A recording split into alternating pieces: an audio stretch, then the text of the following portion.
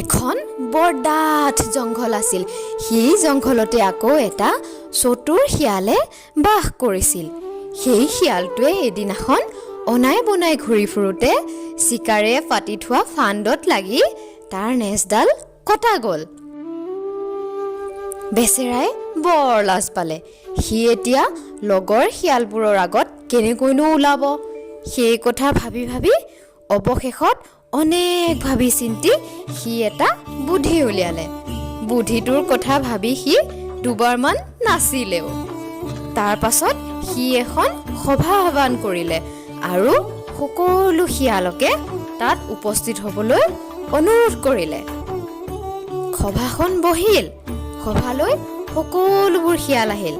তেতিয়া নেজ কটা শিয়ালটোৱে থিয় হৈ সভাৰ উদ্দেশ্য ব্যাখ্যা কৰিলে আৰু ক'লে, বন্ধুসকল, আমি আমাৰ নেজডাল কাটি পেলোৱা উচিত।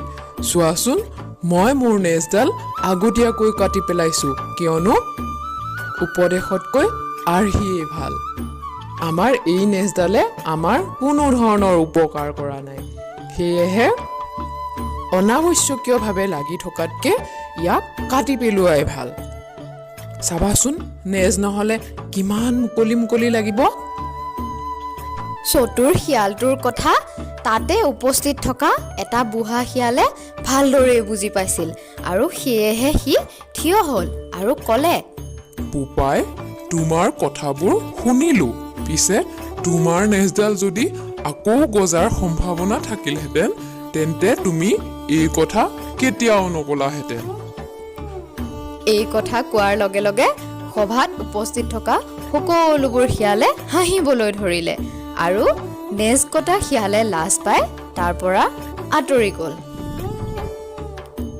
মৰমৰ অকণিহঁত, এই সাধুটোৰ পৰা আমি ইয়াকেই শিকিলোঁ যে নিজৰ গাল পুৰি আনৰো পুৰাৰ কথা ভাবে যি স্বাৰ্থ সিদ্ধি কৰিবলৈ অনেক চলাহী কথাৰে ভুলাইহি। গতিকে আজিলৈ ইমানেই। পুনৰ এটা ভিডিঅ' তোমালোকৰ মাজলৈ লৈ আহিম। তোমালোকে চাই থাকিবা দেই।